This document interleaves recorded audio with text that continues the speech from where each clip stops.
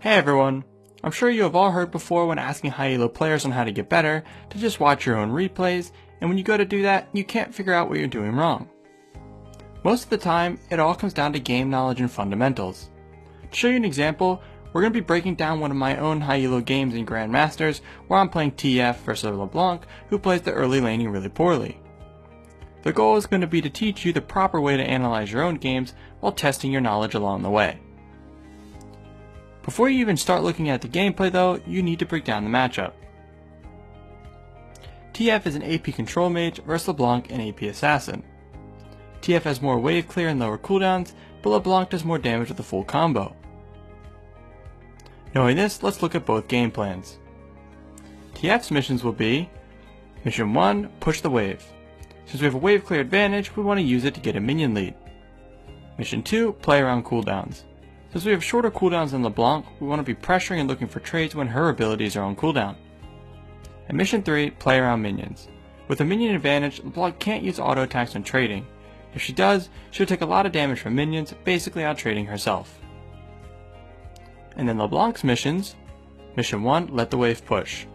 TF has more wave clear, so if LeBlanc used her W to try and push, she would have no way of trading. Mission 2, take burst trades using mobility to get a health advantage. Since LeBlanc has a gap closer, and TF doesn't, LeBlanc is the one who chooses when they will trade. She should never let TF just walk up to her and harass. And Mission 3, freeze after getting a health advantage. If LeBlanc chunks TF hard enough, it's too dangerous for him to keep pushing, meaning she can freeze. Alright, let's get into the gameplay. As the lane starts, I immediately used pick a card since having full mana is a waste when taking into consideration mana regen, and throw it at LeBlanc, getting some free damage. I catch her off guard by throwing it at her and not at the minions. It makes her walk away from them since a common trade with TF is to hit the backline and the champion with the red card. But let's say you're LeBlanc and trying to figure out what you should have done here. I'm sure a lot of you are thinking, just walk away, obviously. The truth is though, I should have lost this trade as TF. The whole concept of trading basically means not taking any free damage, and is a core fundamental of League. Trading your health for their health. If we think back to the matchup breakdown, remember LeBlanc wins burst trades, so all she had to do was simply trade. When I go to throw the red card, she can use her auto W auto combo to proc electrocute, which would definitely do more damage than my little red card. And at the same time, it would damage my minions, resulting in the wave being thinned, which hurts my minion advantage that I want. And if you're wondering why just walking away wasn't the right answer, look how I'm going to play while my W is down. I back up and start pushing for Mission 1 while staying out of range of her W until my W is back up again. She can't come into my minion wave and do the auto W auto combo without taking too much damage from them. After that, I use my pick a card again, but let it cycle for a while before throwing it at the wave. This is a concept I learned from watching Dopa. Let's say I use pick a card and just pick gold or red right away. I can't grab CS with normal auto attacks without throwing the card, and after I throw it, I have to back off like I did before, which could result in a CS loss. So by letting it cycle, it extends that window of pressure a lot longer, while letting me use normal auto attacks to grab CS. If LeBlanc tried to trade here, I can just lock any card and throw it. Right after that, I start backing up since my W is down and LeBlanc is looking for a trade, but then turn around to grab the CS. Before we see what happens, let's test your fundamental knowledge here. My W is down, but I really want the CS. Should I get punished for this? I'm sure most of you answered that I should definitely be punished for this, since LeBlanc has an actual ability up and I don't. Let's see what happens.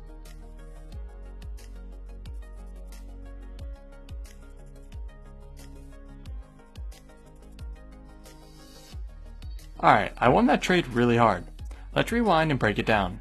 First of all, I turned around to grab the CS because after they die, she doesn't have a wave anymore, and I have 4 minions, plus another wave coming.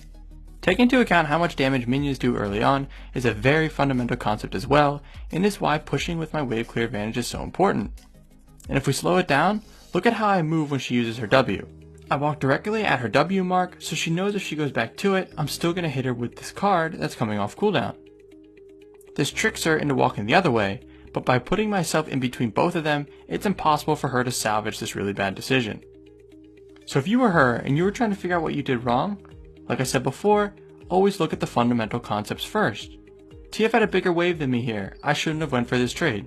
It's actually that simple. Anyways, after that I collect my CS and finish crashing this wave on the tower.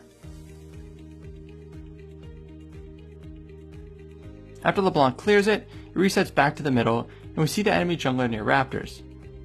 Then she crosses over through mid to topside jungle. This is a very crucial part in the lane and is easily messed up by most players, so let's test your knowledge again. If you were me, would you let the wave push back now or continue pushing and pressuring?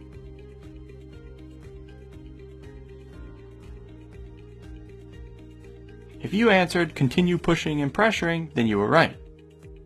There are a few reasons for this, and it's understandable if you thought letting it push back was the right play, since LeBlanc sets up ganks really well, and this is the wave that you would normally let push back since level 3 is when junglers are looking for ganks. So the first reason is that up until this point, I've won every trade, so I have a health advantage and lane pressure. If I was losing trades and LeBlanc had the health advantage, it would be too dangerous for me to try and keep pushing. The second reason, and the most important one, is that Gragas is heading to topside now. But skill capped, you didn't show us that, so how do we know? You should know this just by looking at the minimap. Gragas started blue and did wolves. Naturally, he's going to move to his topside camps now, so by pushing, I get mid priority in case he needs me when contesting the scuttle, and if I get ganked before that, he's right here next to me for a counter gank. If you don't know what mid priority is, it simply means I can move from mid before LeBlanc can because I have pressure in the lane. So, I start pushing. Let's say he wasn't here though, and started red or went to gank bot level 2 instead. Basically, if he wasn't near me, I would let the wave push back to keep me safe from ganks. We all know how hard LeBlanc and Eve snowball if given early kills. After getting the wave pushing again, and getting the minion advantage, the same exact scenario from before is happening. There are 2 low health minions that are about to die, so I know LeBlanc can't trade with me. I do the same thing as before, walking up not afraid with my level advantage and minion advantage, while LeBlanc makes the same exact mistake and tries to trade, giving me first blood. We don't even need to break this one down since LeBlanc made the same mistake as last time. We could do this for hours for every single mistake, but that wouldn't help. The most important thing to take away from this is how important the fundamental core concepts of League are, like trading and minions. Notice we didn't talk about mechanics except for that one little TF trick if that counts. It's all about decision making. And our ultimate goal here at SkillCapped is to make you a better decision maker, as that is the key to climbing the ranks. Anyways, that's going to be it for this one. Let us know how you did with the test your knowledge questions, along with any feedback on if you liked the questions in the video or not. Also, be sure to